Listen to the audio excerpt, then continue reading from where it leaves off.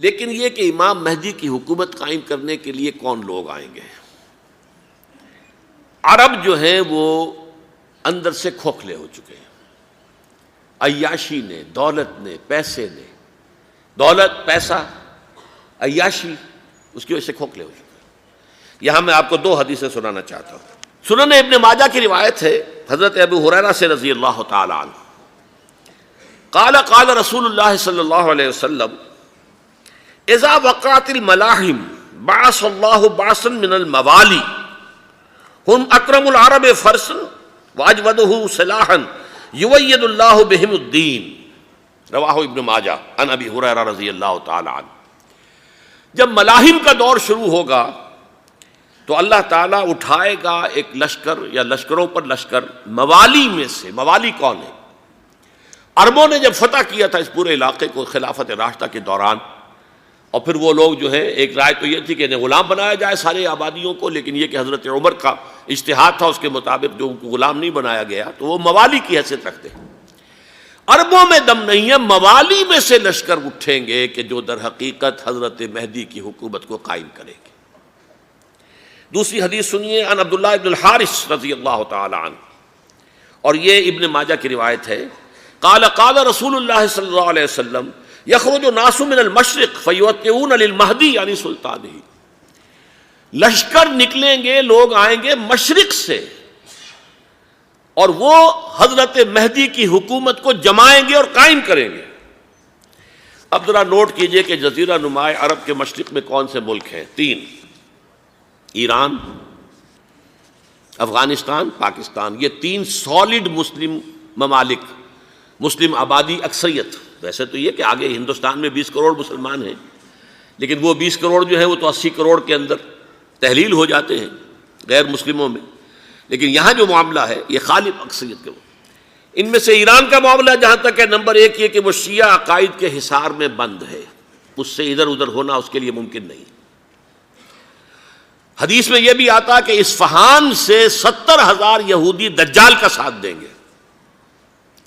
لیکن بہرحال خراسان ایک صوبہ ہے افغانستان کا اس وقت بھی، شمال مشرقی کونے میں، مجھے امید ہے وہاں سے خیر کی، کیونکہ خراسان کا لفظ وہاں پہ شامل ہے، اور حضور کی حدیث میں بعد میں آپ کو سناؤں گا کہ خراسان سے فوجیں چلیں گی جو یروشلم کو دوبارہ حاصل کریں گی، فتح کریں گی۔ جیسے پہلے یروشلم کھویا عربوں نے تھا، دوبارہ حاصل کیا تھا کرد نے، کرد خون صلاح الدین ایوبی رحمۃ اللہ علیہ، ایسے اب پھر عربوں نے کھویا ہے، لیکن لینے والے خراسان سے لشکر آئیں گے۔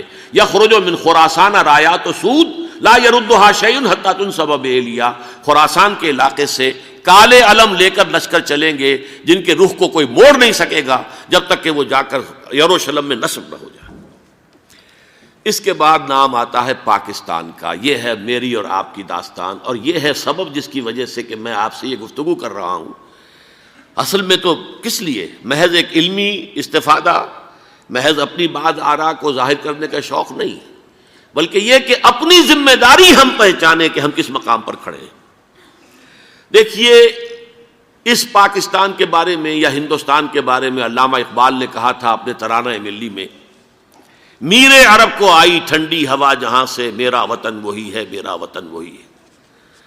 اور مجھے بتایا گیا کہ سنن ابی داؤد میں یہ روایت موجود ہے کہ حضور نے فرمایا کہ ہندوستان کی طرف سے مجھے ٹھنڈی ہوا آتی ہے، اگرچہ مجھے وہ حدیث ابھی نہیں ملی ہے، لیکن حزب التحریر کا ایک کارڈ مجھے ملا تھا، تو اس میں اس حدیث کا اور اس میں ابو داؤد کی روایت کا حوالہ موجود تھا۔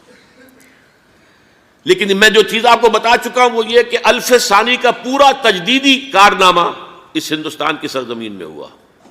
مجدد الف ثانی شیخ احمد سرندی، شاہ ولی اللہ دہلوی، سید احمد بریلوی، وہ تو ہمارے پاکستان میں آ کر جو ہے ان کا خون جذب ہوا ارض پاکستان میں۔ پھر شیخ الہند مولانا محمود حسن۔ تحریک خلافت چلی تو صرف ہندوستان میں چلی اور کہیں نہیں چلی۔ آزادی کی تحریک چلی پوری دنیا میں، وہ نیشنلزم کی بنیاد پر چلی، ملے نیشنلزم، عرب نیشنلزم، ترک نیشنلزم۔ ہمارے ہاں چلی تو اسلام کے نام پر، پاکستان کا مطلب کیا؟ لا الہ الا اللہ۔ پھر پاکستان قائم ہوا معجزے کے طور پر، بلکہ نازل ہوا ہے لیلۃ القدر میں، انا انزلناہ فی لیلۃ القدر، جیسے قرآن نازل ہوا لیلۃ القدر میں، یہ پاکستان بھی نازل ہوا لیلۃ القدر میں۔ اس کا برقرار رہنا ابھی تک معجزہ ہے۔ ہندو یہ سمجھتا تھا، کانگریس سمجھتی تھی کہ جھٹپٹ ختم ہو جائے گا۔ پھر یہ کہ اس کا قرارداد مقاصد کا پاس ہو جانا، مزید بھی اور اضافی دفعات دستور میں آ جانا، اب کمرشل انٹرسٹ کو ربا قرار دے کر حرام قرار دینا، یہ سارے لینڈ مارکس ہیں کہ جو اشارہ کر رہے ہیں کسی چیز کی طرف، معاملہ کدھر جا رہا ہے۔ پھر یہ کہ یہ جو 14ویں صدی کے مجدد تھے شیخ الہند، اس کے بعد سے کچھ ایسی شخصیتیں عظیم پیدا ہوئی ہیں ہند میں، جن کو میں سمجھتا ہوں کہ 14ویں صدی کے مجدد اور 15ویں صدی کے مجدد کے درمیان، یہ 15ویں صدی کے مجدد کی راہ کو سیدھا کرنے والے، جیسے کہ حضرت یحییٰ نے کہا تھا میں تو آنے والے کا راستہ سیدھا کر رہا ہوں حضرت عیسیٰ کے لیے، ایسے ہی 15ویں صدی کے لیے امام مہدی کے لیے راستہ صاف کرنے والے سب سے پہلے علامہ اقبال، جنہوں نے اسلام کا تصور دین کی حیثیت سے دوبارہ زندہ کیا ہے، ورنہ اسلام ایک مذہب کی شکل اختیار کر چکا تھا۔ پھر مولانا مودودی، مولانا ابوالکلام آزاد حکومت الہیہ کے نعرے کے ساتھ میدان میں آئے۔ یہ اقبال نے جو تصور پیش کیا تھا اس پر عملی جد و جہد کے لیے حزب اللہ قائم ہوئی۔ نوٹ کر لیجئے 11 برس کا فرق ہے عمر کا علامہ اقبال کے اور ابوالکلام کے، اور 1913 میں جب حزب اللہ قائم کی ہے اس وقت علامہ اقبال کی ملی شاعری اپنے عروج کو پہنچ چکی تھی۔ پھر یہ کہ علامہ اقبال کے بعد تعمیل جو ہے اس کام کی وہ ابوالکلام نے کی، لیکن روایتی علماء نے کی شدید مخالفت کی وجہ سے وہ بددل ہو کر چھوڑ گئے، کانگریس میں شامل ہو گئے، بساط جو ہے حزب اللہ کی انہوں نے لپیٹ دی۔ پھر مولانا مودودی آئے، انہوں نے وہ ڈور جو ہے اس کا سرا تھاما، جماعت اسلامی قائم کی حکومت الہیہ ہی کے قیام کے لیے۔ اگرچہ میرے نزدیک یہ کہ وہ انتخابی اور ایک قومی سیاست کی ایک جماعت بن کر پاکستان میں جو ہے دلدل میں پھنس گئی ہے، اب ہم اس کی کوشش کر رہے ہیں، تنظیم اسلامی اور یہ تحریک خلافت جس کے تحت یہ جلسہ ہو رہا ہے، یہ ساری چیزیں وہ ہیں کہ آپ کو سوائے پاکستان کے اور کہیں نہیں ملیں گی پوری دنیا میں۔ معلوم ہوتا ہے کہ پاکستان کو بہت بڑا رول پلے کرنا ہے اس میں، اور اس کے ساتھ اب جمع کر لیجئے افغانستان کی عمارت افغانستان، اسلامی عمارت افغانستان قائم ہو چکی ہے۔ یہ پچھلے 20 سالوں میں جو کچھ وہاں ہوتا رہا ہے اس سے پہلے تصور نہیں ہو سکتا تھا۔ علامہ اقبال کے فرزند بھی دیکھ کر آئے ہیں، تو اگرچہ وہ خود میں سمجھتا ہوں کہ خاصے انہیں آپ لبرل کہیں، آزاد خیال کہیں، لیکن اس درجے متاثر ہو کر آئے تھے کہ انہوں نے یہ کہا افغانستان میں جو میں نے حالات دیکھے ہیں کہ اگر 2-4 اور مسلمان ملکوں کے اندر یہ نظام قائم ہو جائے تو پوری دنیا مسلمان ہو جائے گی۔ یہ سب کچھ کیسے ہو رہا ہے؟ یہ آنے والے دور کی جھلکیاں ہیں۔ Coming events are casting their shadows before. یہ سب بتا رہے ہیں کہ پاکستان افغانستان کو مل کر اس میں کوئی عظیم رول پلے کرنا ہے۔ اور اس کے ضمن میں اب میں علامہ اقبال کے بارے میں آخری بات کہہ رہا ہوں۔ علامہ اقبال کے بارے میں عام یہ خیال ہے، انہوں نے اپنے خطبات میں مہدی کا اور نزول مسیح کا، حالانکہ میں کل پڑھ رہا تھا مولانا سید احمد اکبر آبادی رحمۃ اللہ علیہ کا ایک مقالہ ان کا کہ علامہ اقبال نے ابن خلدون کے بارے میں یہ کہا ہے کہ مہدی کا اور نزول عیسیٰ کا دونوں کا انہوں نے انکار کیا ہے، حالانکہ ابن خلدون نے نزول عیسیٰ کا انکار نہیں کیا، صرف مہدی کا انکار کیا ہے۔ بہرحال علامہ اقبال نے خطبات میں انکار کیا ہے، لیکن یہ کہ اپنی شاعری کے اندر میں چیلنج کرتا ہوں کسی بڑے سے بڑے اقبال شناس کو، ان کا یہ شعر ذرا سنیے: خضر وقت از خلوت دشت حجاز آید بروں، کارواں زی وادی دور و دراز آید بروں۔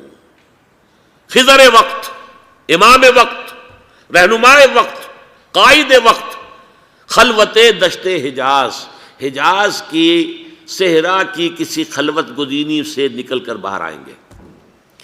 میں حیران ہوتا ہوں علامہ کے اس فکر پر اور اس مصرے پر۔ یہاں انہوں نے شیعہ اور سنی دونوں کے کانسیپٹ جمع کر دیے۔ شیعہ کا کانسیپٹ یہی چھپے ہوئے کسی غار میں وہاں سے برآمد ہوں گے، اور ہمارا کانسیپٹ میں ام سلمہ رضی اللہ تعالیٰ عنہ کی حدیث سنا چکا، چھپے ہوئے ہوں گے وہ وہاں پر، مدینے سے نکل کر آ کر مکے میں چھپ جائیں گے۔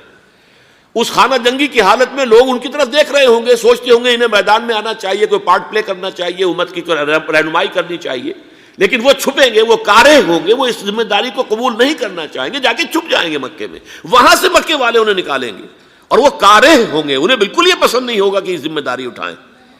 تو خضر وقت از خلوت دشت حجاز آیت بروں، کارواں زی وادی دور و دراز آیت بروں۔ کارواں جو چلے گا ان کی مدد کے لیے اس وادی دور و دراز، اس زی عظیم وادی دور و دراز، یہ وادی سندھ ہے۔ وادی سندھ جو ہے ہم سمجھتے ہیں کہ صرف یہ پاکستان اور پنجاب جو ہے یہ اس میں شامل ہے، سندھ اور پنجاب نہیں، افغانستان کا پورا مشرقی علاقہ اس میں شامل ہے۔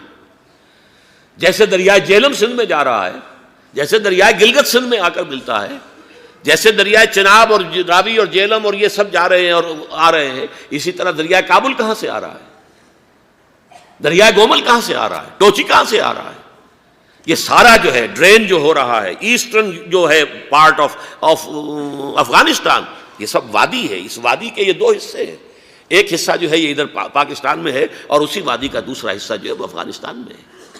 کارواں زی وادی دور و دراز آیت بروں، کارواں چلے گا یہاں سے، یخرج ناس من المشرق یؤتون للمہدی یعنی سلطان ہی، مشرق سے فوجیں چلیں گی کہ جو مہدی کی حکومت قائم کریں گی، اور یخرج من خراسان رایات و سود، اور خراسان سے سیاہ پرچم چلیں گے کہ جن کا رخ کوئی موڑ نہیں سکے گا، حتیٰ تنصب بإلیہ، یہاں تک کہ وہ جا کر یروشلم کے اندر نصب ہو جائیں گے۔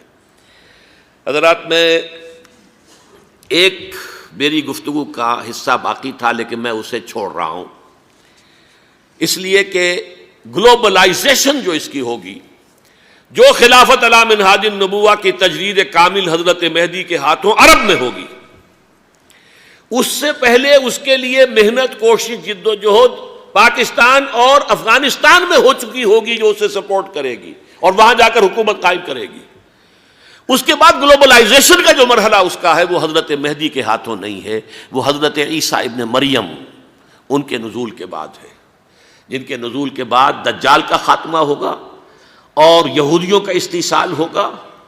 مسلمانوں پر بھی بڑی تکالیف عربوں پر آئیں گی، شدائد آئیں گے، لیکن یہ وہ میں حصہ ملتوی رکھتا ہوں کسی دوسری محفل اور کسی دوسری مجلس اور نشست پر۔